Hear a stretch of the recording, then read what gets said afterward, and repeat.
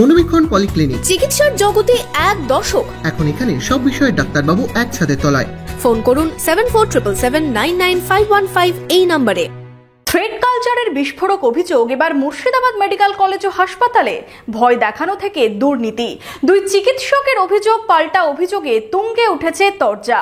আপনার আনন্দে আমাদের উদযাপন, বিয়ে হোক বা পার্টি, বহরমপুরে এবার luxury banquet hall at golden retreat. জেলায় একমাত্র পিলারলেস ব্যাংকোয়েট, আছে স্পা, সালন, ক্লাব মেম্বারশিপের সুযোগও। বহরমপুর শিল্প তালুকে গোল্ডেন রিট্রিট। আরজি করে জুনিয়র চিকিৎসককে ধর্ষণ ও খুনের ঘটনায় উত্তাল রাজ্য। সুবিচার চেয়ে চলছে মিছিল, পথে নেমে প্রতিবাদ। রাত দখলে সামিল জুনিয়র চিকিৎসক থেকে সাধারণ মানুষ। এই উত্তাল আবহে রাজ্যের বিভিন্ন মেডিকেল কলেজ থেকে উঠে আসছে একাধিক অভিযোগ, উঠছে সিন্ডিকেট রাজের অভিযোগও। এবার মুর্শিদাবাদ মেডিকেল কলেজ ও হাসপাতালে থ্রেড কালচার নিয়ে বিস্ফোরক অভিযোগ। ইতিমধ্যেই সোশ্যাল মিডিয়ায় ভাইরাল মুর্শিদাবাদ থ্রেড সিন্ডিকেটের ছবি। শুরু হয়েছে বিতর্ক। অভিযোগের সরব ইন্ডিয়ান মেডিকেল অ্যাসোসিয়েশনের বহরমপুর শাখার সম্পাদক ডাক্তার রঞ্জন ভট্টাচার্য। সরাসরি মুর্শিদাবাদ মেডিকেল কলেজের অফিসার ডাক্তার সুমন বিশ্বাসের বিরুদ্ধে অভিযোগের আঙুল তোলেন তিনি। এই থ্রেড সিন্ডিকেটের ব্যাপারটা হয় পশ্চিমবঙ্গ রাজ্য মেডিকেল কাউন্সিলের নির্বাচনের কয়েকদিন ঠিক আগেই, এবং সেই সময় প্রভাবশালী লবির ভাইস প্রেসিডেন্ট বর্তমান যিনি ওয়েস্ট বেঙ্গল মেডিকেল কাউন্সিলের ডক্টর সুশান্ত রায়, তিনি তখন এখানে থ্রেড সিন্ডিকেটের প্রভাব বিস্তার করতে শুরু করেন। এবং এখানে ডক্টর সুমন বিশ্বাস তিনি কিন্তু এই নির্বাচনের সময় ব্যালট কালেক্ট গুলো করেছিলেন এবং ব্যালট কালেক্ট করে মাননীয় বিধায়ক ডক্টর সুদীপ্ত রায়ের বাড়িতে পৌঁছে দিয়েছিলেন।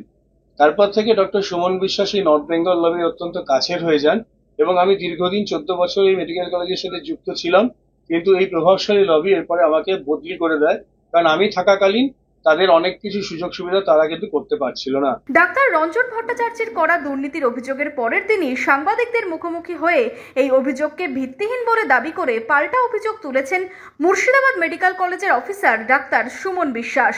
প্রথমেই বলতে চাই, ছবি নিয়ে একটা বিশাল বিতর্ক হচ্ছে।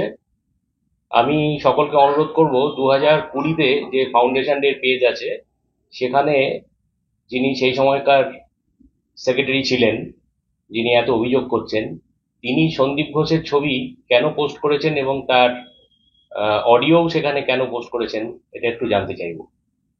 উনি নিজেই বলছেন যে 14 বছর ধরে একই জায়গায় উনি পোস্টেড আছেন। এরপরে স্বভাবতই কোনো ট্রান্সফার অর্ডার আসতেই পারে, সেটা ডিপার্টমেন্ট করেছে, সেটা আমার তার সঙ্গে কি সম্পর্ক। এবার সেই রাগের বহিঃপ্রকাশ উনি আমার উপরে ঘটাতে চাইছেন। একটা সোসাইটি রেজিস্ট্রেশন অ্যাক্ট অনুযায়ী বা ইন্ডিয়ান সোসাইটি অ্যাক্ট অনুযায়ী প্রত্যেকটা সোসাইটির ইলেকশন হবে। ওনার লাস্ট কবে ইলেকশন হয়েছে উনি কি জানাতে পারবেন? আমার ধারণা গত 10 বছরে কোনো ইলেকশন হয়নি। কোনো অডিট হয়েছে আইএমএর, উনি দেখাতে পারবেন কবে ওনার লাস্ট অডিট হয়েছে? উনি তো এসবগুলো কিছুই করছেন না। এই আন্দোলন যখন চলছে তার মাঝখানে উনি এই ধরনের একটা অভিযোগ করে বিভ্রান্ত করার চেষ্টা করছেন। সবাই দেখতে পাচ্ছেন আরএমও শিপ থেকে আরম্ভ করে আজ পর্যন্ত উনি প্র্যাকটিসের তো পাহাড় তৈরি করেছেন। আজকে আপনারা ভাবতে পারেন পশ্চিমবঙ্গের উত্তর থেকে দক্ষিণ অব্দি নানা জায়গায় তার চেম্বারে ভর্তি। হসপিটালের একটা সাইকিয়াট্রিক ওয়ার্ড নেই, এটা ভাবতে পারেন? মুর্শিদাবাদ মেডিকেল কলেজের জন্য সবসময় চেষ্টা করি যাতে তার কি ডেভেলপমেন্ট করা যায়। মুর্শিদাবাদ মেডিকেল কলেজে একটা সাইকিয়াট্রিক ওয়ার্ড নেই। যে সাইকিয়াট্রিক ওয়ার্ডটা চালু হয়েছিল, কলকাঠি নেড়ে সেই সাইকিয়াট্রিক ওয়ার্ডটাকে তুলে দিয়েছেন, যাতে সারা দিন এই প্রান্ত থেকে ওই প্রান্ত, এই প্রান্ত থেকে ওই প্রান্ত ঘুরে ঘুরে প্র্যাকটিস করে করে লক্ষ লক্ষ টাকার পাহাড় জমা করতে পারে।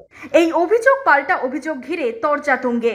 উনি যে রয়েছেন বাড়ির কাছে, উনি সস্ত্রীক যেভাবে দীর্ঘদিন ধরে এই সিন্ডিকেট চালানোর জন্য মদত দিয়েছেন, এবং আজকের দিনে আমি দায়িত্ব নিয়ে বলতে পারি ছাত্রছাত্রীরাও আজকে কিন্তু ওনার উপর ভীষণভাবে বিক্ষুব্ধ।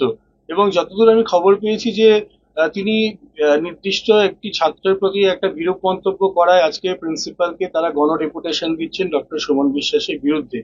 আমি ব্যক্তিগতভাবে একটা কথাই বলতে পারি যে একদিন তার বিপদে আমি সবসময় পাশে ছিলাম। তিনি যখন 2-3 বার বিপদে পড়েছিলেন, এমনকি উনি যখন ওনার ছেলে যখন স্কুলে ভর্তি হয় ফর্ম তোলার জন্য উনি ছিলেন না এখানে আউট অফ স্টেশন, আমি ভোর 4টের সময় তার ছেলের জন্য ফর্ম তোলার লাইনে দাঁড়িয়েছিলাম।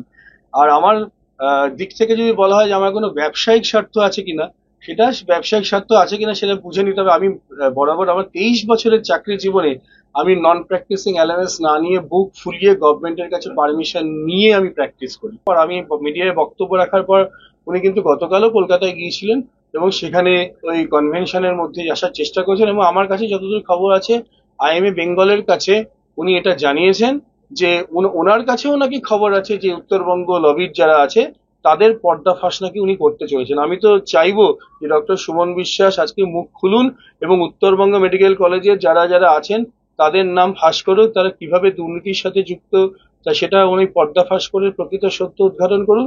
আমি তো বলছি আমার তখন মনে হয় যে এই সমস্ত অভিযোগগুলোর কোনো মানেই থাকবে না। জাস্টিস ফর আরজিকর আন্দোলনের মাঝেই অভিযোগ পাল্টা অভিযোগের সরগরম মুর্শিদাবাদ।